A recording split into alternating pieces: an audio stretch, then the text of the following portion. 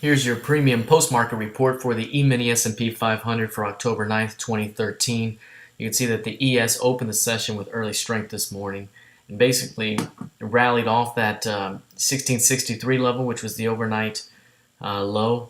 That level became a key pivot in the chart. We got to push up, but this morning we held those 66s. Right away, we bounced off that right off the open and couldn't get above 70, 71s. Right in that zone. That was a big time area of resistance. We tagged it several times, and then the big sell-off occurred right through 63. And 63 was a key pivot. That was a zone that held overnight. We also know that 63 was a major fib zone as well, and in a higher time frame. And by breaking that level, it opened the door to 1650 down below, and that's right where we went to. And as a matter of fact, we got down as low as 1646 by 4 o'clock, which was very, very impressive, that decline. Right now, we just opened the session, and we're currently pushing higher off those lows.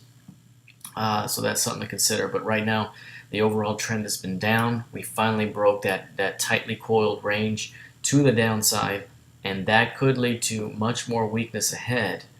But given today's range, given how bearish that was, that could indicate that we will likely see some sideways to up movement in the upcoming session, which would be tomorrow, Wednesday.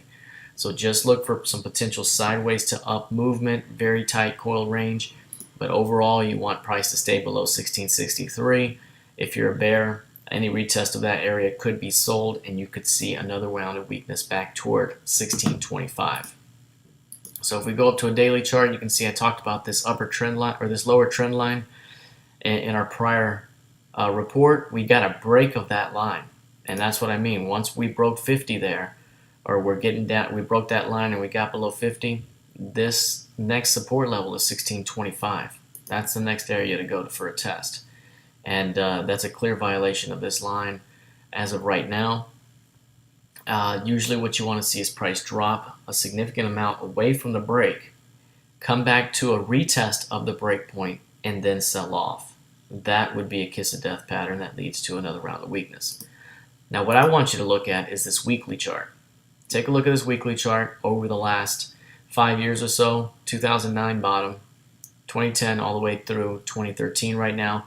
We have a clear upper line of the channel, and it was tagged 1, 2, 3 times already this year, and it was also tagged earlier in 2011 all the way down.